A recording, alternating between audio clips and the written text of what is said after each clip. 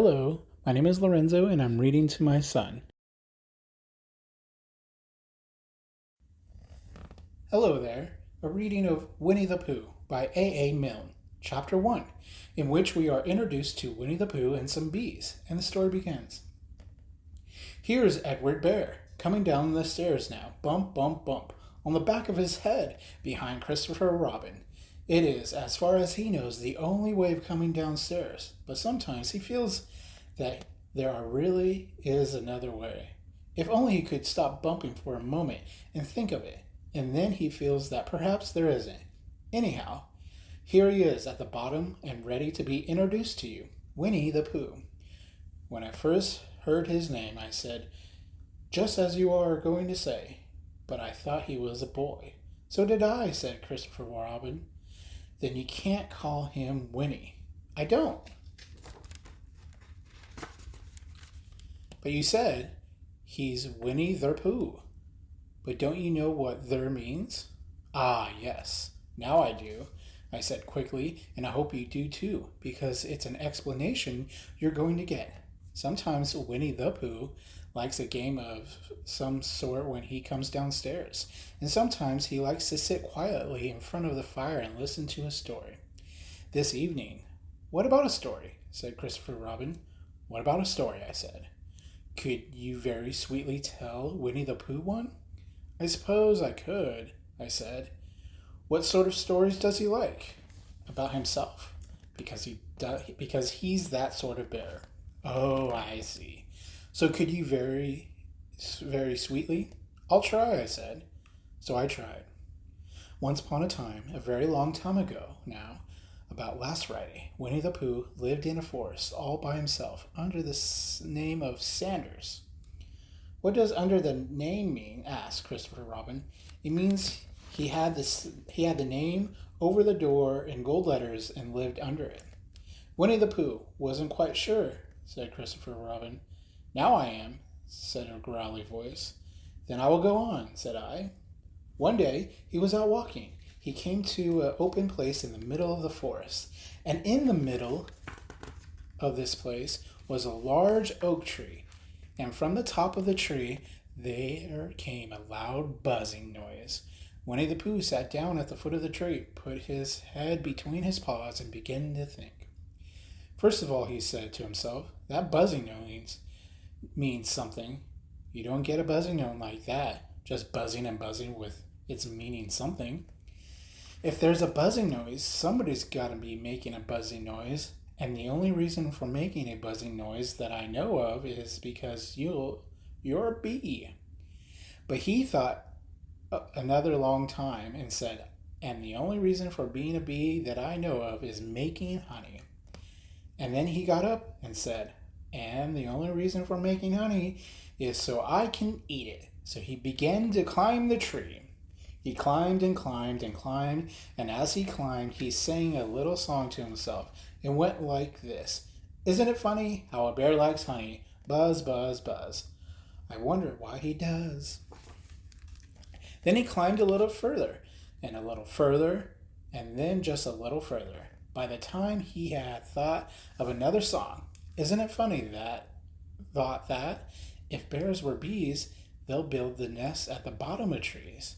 And that being so, if the bees were bears, we shouldn't have to climb all these stairs. He was getting rather tired by this time, so that is why he sang a complimenting song. He was nearly there, and he just stood on that branch. Crack! Oh, help, said Pooh as he dropped 10 feet onto the branch below him. If only I hadn't, he said as he bounced 20 feet to the next branch. You see what I mean to do? He explained as he turned head over heels and crashed onto another branch 30 feet below. What I meant to do, of course it was rather, he admitted as he slithered very quickly through the next 6 branches. It all comes, I suppose, he decided as he said goodbye to the last branch and spun around 3 times and flew gracefully into a gorse bush. It all comes of liking honey so much. Oh, help! He crawled out of the gorse bush pushed the prickles from his nose and began to think again. And the first person he thought of was Christopher Robin. Was that me? Said Christopher Robin in an awed voice, hardly daring to believe it. That was you. Christopher Robin said nothing, but his eyes got larger and larger as his face got pinker and pinker. So Winne-the-Pooh went around to his friend Christopher Robin, who lived behind a green door in another part of the forest. Good morning, Christopher Robin, he said. Good morning, Winne-the-Pooh, said you. I wonder if you got a such thing as a balloon about you. A balloon? Yes. I just said to myself coming along, I wonder if Christopher Robin has such a thing as a balloon about him. I just said it to myself, thinking of balloons and wondering. What do you want a balloon for? You said. Winne-the-Pooh looked around to see that nobody was listening, but his paw to his mouth and said in a deep whisper, Honey.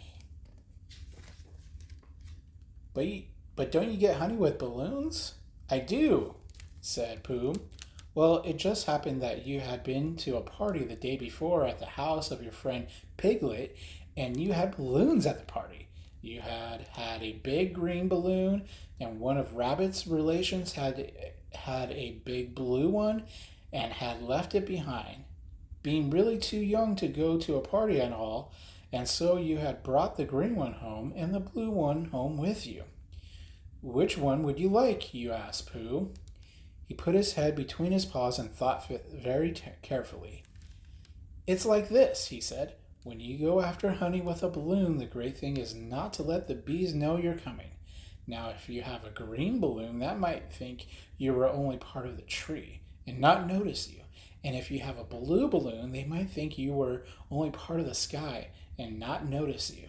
And the question is, which is most likely? Wouldn't they notice you underneath the balloon, you asked? They might or they might not, said Winne-the-Pooh. You never can tell with these bees. He thought of a moment and said, I shall try to look like a small black cloud.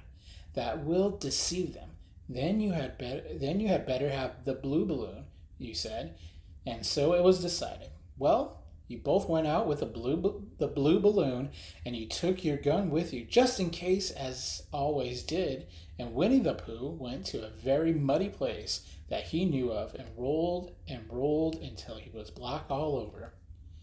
And then, when the balloon was blown up as big and you and Pooh were both holding onto the string, you let go suddenly, and Pooh Bear floated gracefully into the sky and stayed there, level with the top of the tree and about 20 feet away from it. Hooray! You shouted. Isn't that fine? Shouted Winne-the-Pooh down to you. What do I look like? You look like a bear holding onto a balloon, you said. Nah, said Pooh anxiously. Not like a small black cloud in the sky? Not very much. Ah, well, perhaps from up here it looks different. And I say you never can tell with these bees. There was no wind to blow him nearer to the trees, so there he stayed. He could see the honey, he could smell the honey, but he couldn't quite reach the honey. After a little while, he called down to you. Christopher Robin, he said in a loud whisper. Hello, I think the bees suspect something. What sort of thing? I don't know, but something tells me they're suspicious. Perhaps they think you're after their honey. It may be that. You never can tell with bees. There was another little silence, and then he called down to you again. Christopher Robin. Yes? Have you an umbrella in your house? I think so. I wish you would bring it out here and walk it up and down with it and look up at me every now and then and say, Tut tut, looks like rain. I think if you did that, it would help the deception which we are practicing on these bees. Well, you laughed to yourself, silly old bear, but you didn't say it out. You didn't say it loud because you were so fond of him, and you went home for the umbrella.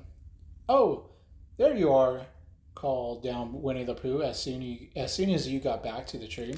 I was beginning to get anxious. I have discovered that the bees are now definitely suspicious. Should I put my umbrella up? You said. Yes, but wait a minute. We must be practical. The important The important bee to deceive is the queen bee. Can you see which is the queen bee from down there? No? A pity. Well, now if you walk up and down with your umbrella and sing, saying, "Tut tut, it looks like rain," I shall do what I can by singing a little cloud song such as a cloud might sing.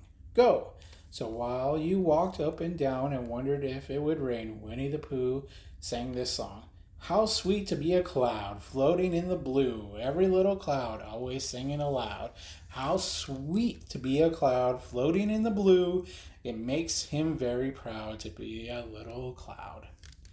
The bees were still buzzing as suspiciously as ever. Some of them, indeed, left their nests and flew all around the cloud as it began the second verse of the song. And one bee sat down on the nose of the cloud for a moment, then got up again. "Christopher Robin," called out the cloud. "Yes? I have just been thinking, and I have come to a very important decision. These are the wrong sort of bees." "Are they?" "Quite the wrong sort. So I should think they would make the wrong sort of honey, shouldn't you?" "Wouldn't they?" "Yes, so I think I should come down." "How?" asked you.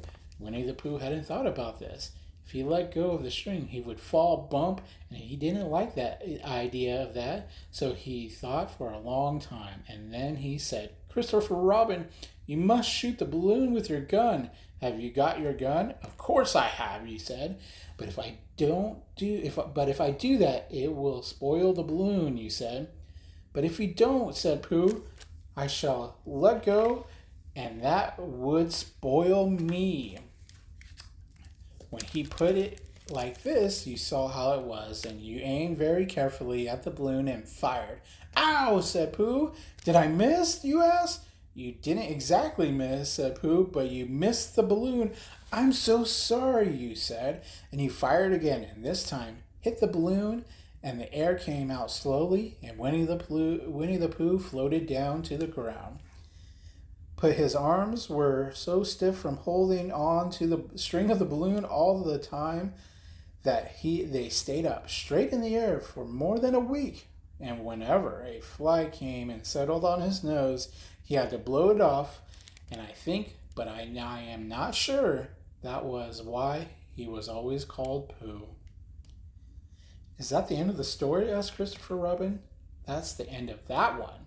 There are others about Pooh and me, and Piglet and Rabbit and all of you. Don't you remember?" I do remember. And then when I try to remember, I forget. That day when Pooh and Piglet tried to catch the hello-float, they didn't catch it, did they? Nope. Pooh couldn't because he hasn't had any brain. Did I catch it? Well, that comes into the story. Christopher Robin nodded. "I do remember," he said. "Only Pooh doesn't very well, so that's why he likes having it told to him again. Because then it's a real story, and it's not just remembering. That's how I feel," I said. Christopher Robin gave a deep sigh, picked his bear up by the leg, and walked off to the door, trailing Pooh behind him. At the door he turned and said, "Coming to see me have a bath?" "I might," I said. "I didn't hurt him when I shot him, did I?" "Not a bit."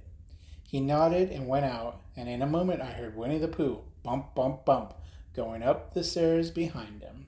And that's the end of chapter 1.